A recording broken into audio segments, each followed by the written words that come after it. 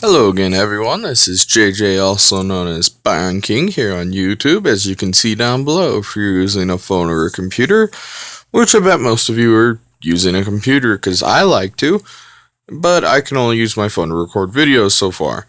Anyways, I got another deck here for you today. If you saw the last video, it's gonna be the same as that one. It's a deck on Tiny Leaders, except this is the first deck in Tiny Leaders that I ever built. So let's get to it. So, our leader for today is Alesha. So, with Alesha, she costs two generic and a red. And then, first strike, whenever she attacks, you may pay white, black. If you do, return target creature card with power 2 or less from your graveyard to the battlefield tapped and attacking, and choose a 3/2. So, if you can remember, if you watched the last video, whatever color shows up on the card is a color identity that is going to be in your deck. So red, white, and black show up on Alesha. So this deck has those three colors, and this is called Mardu. Now, with her ability, you can return target creature card with power 2 or less from your graveyard to the battlefield tapped and attacking. Every creature in this deck has the power of 2. I used to have a creature in here with power 3, but it didn't really work out. So, yeah, every creature in here has about power 2 or less. So, let's get on to our land base now.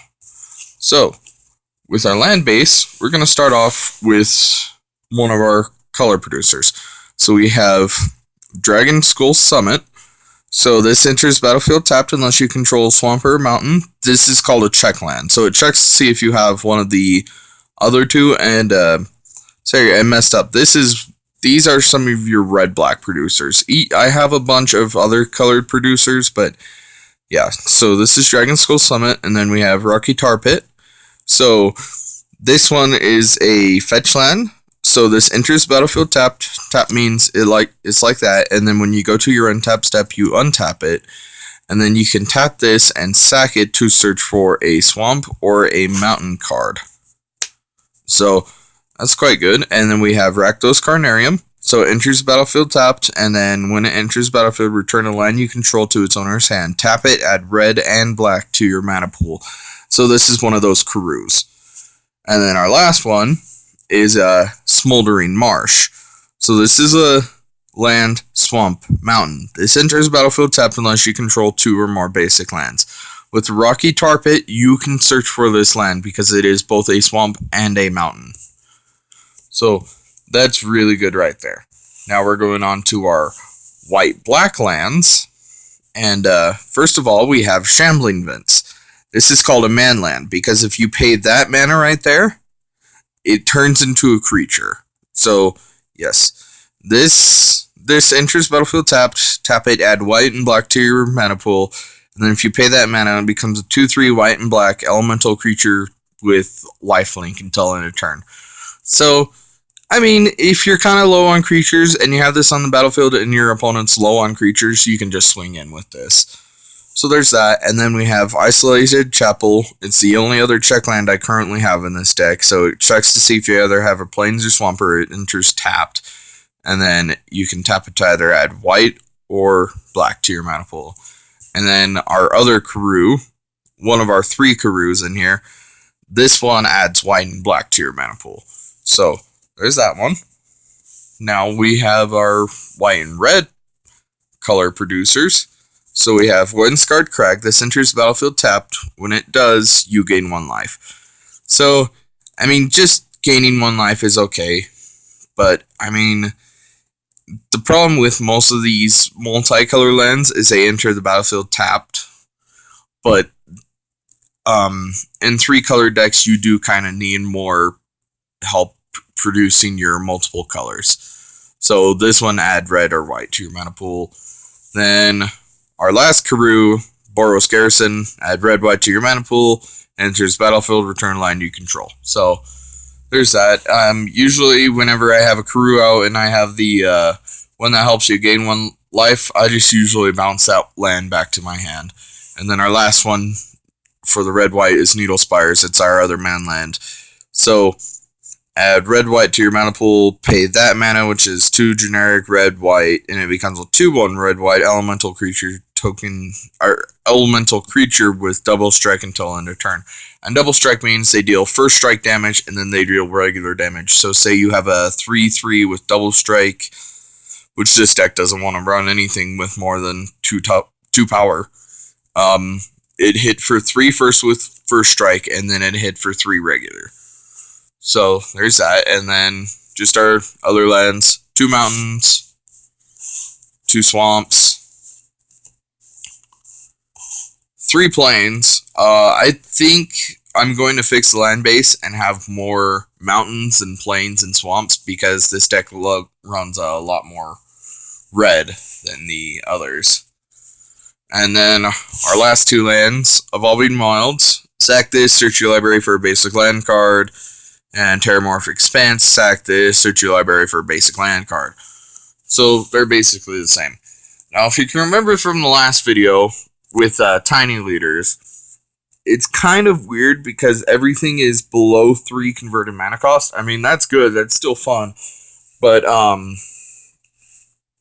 how I did it, instead of putting everything in converted mana cost in a way, it's going to be enchantments, instants, etc. in that way. So I'm going to start with enchantments, and then the last thing will be creatures, because there's a lot in this deck. So with your enchantments, excuse me, you have Vampiric Rites, costs 1 black, so pay 1 generic and a black, sack a creature, you gain 1 life and draw a card. If with Alesha, if you sack that creature, you can just bring it back. So that's not bad. And then Silk Wrap, when this enters the battlefield, exile target creature with converted mana cost 3 or less and opponent controls. So basically with Silk Wrap, exile any creature. So that your opponent controls. In this format at least. Now we have our instants. So we have Swords to Plowshares. Target creature is removed from the game entirely. So that means exiled. And then creature's controller gains life points equal to the creature's power. So say you exile like a 12/12 with trample. That's kind of one of their big hitters, but you got rid of it, and sure, they gain 12 life, but with how many creatures you have in this deck, you can easily chip that away from them. Then we have Encircling Fissure, prevent all combat damage that would be dealt this turn by creatures target opponent controls. So say they swing in with several heavy hitters, but they have low toughness, like maybe 2 or something. You can just block with all your 2 power creatures and then play this, and their creatures would die, yours would live.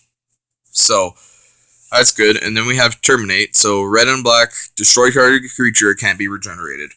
If you can remember what regeneration is, it means you remove all combat damage and or damage that would be put onto it this turn, and then you tap it. So there's that. And then Secure the Waste, put X1/1 white warrior creature tokens onto the battlefield. So 1X, or 1 white X. So I only have that in here as a filler card, more or less. Now, here's our sorceries. So Vandal Blast, destroy target artifact you don't control, and then Overlord for 5. I'd say this is more of a sideboard card, but I don't have a sideboard for this deck, so unlike the last deck tech, this might be a little bit shorter. Then we have Terrashire's Grasp. Destroy target artifact or enchantment. You gain life equal to its converted mana cost. So the most you could ever gain, unfortunately, is about 3. So that's the problem with this card, but it helps you destroy target artifacts or enchantments that are just evil and you don't like them. Then we have Victimize. Choose 2 target creature cards in your graveyard. Sack your creature. If you do, return the chosen cards to the battlefield tapped. So say you played Secure the Waste and you have like 2 good creature cards in your graveyard, just sack one of the tokens. Or say you have an okay creature on the battlefield, just sack that creature and bring it back with Alesha. Then we have Radiant Flames. So Converge.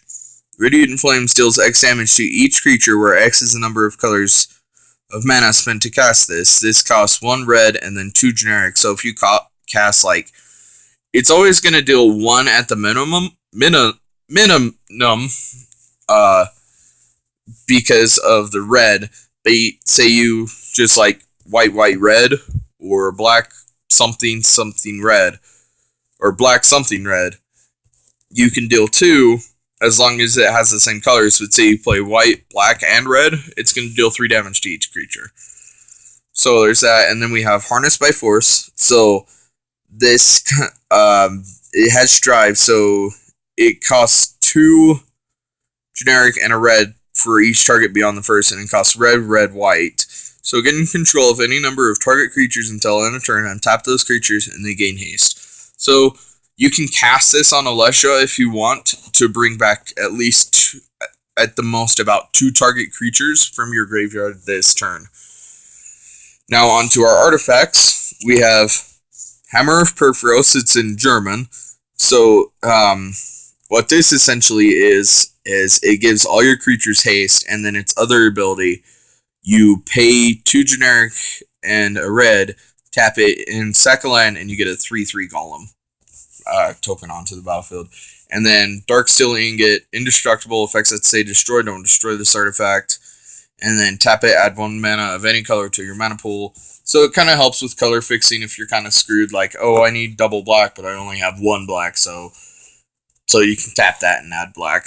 And now on to the meat of the deck, our creatures. So let's start off with a very fun card, Dark Imposter.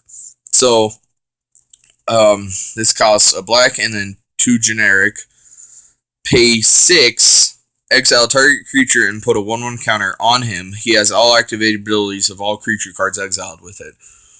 So basically, exile a creature if you have enough mana, and then say they get rid of it, just bring them back, and then start exiling again. Just piss off your opponents. And the next one, Vern Wingmare. So flying, non-creature spells cost 1 more to cast. A lot of your things in this deck are creatures, so basically it more or less screws over your opponent than it does you. Then Riftmark Knight. So flanking, protection from black, or basically if it said protection from this color, means that they cannot be blocked, and they can't be enchanted by or affected by effects that are black, and they can't take damage from black. So say you're going against a mono black deck and you have this, just block the black creature and he'll live. But suspend 3, so you pay white, and then colorless. So suspend, you put time counters on it, and you remove the time counters during your upkeep each time. When the last counter is removed, put a black version of him that has pro white and haste. And with suspend, when the card is unsuspended, the creature itself gains haste. So here's that, and then we have our next one, Mardu Horde Chief. So raid, if this enters the battlefield, if you attacked with a creature this turn, put a 1/1 white warrior creature token onto the battlefield. So with Alesha, and you have this guy in your graveyard, you're always going to trigger raid, because it says if you attacked with a creature this turn. Then we have Irosis Champion, which gives it double strike. It has double strike, deals both first strike and regular combat damage. So it's a 2/2, so basically if it hits, it's going to deal 4 damage.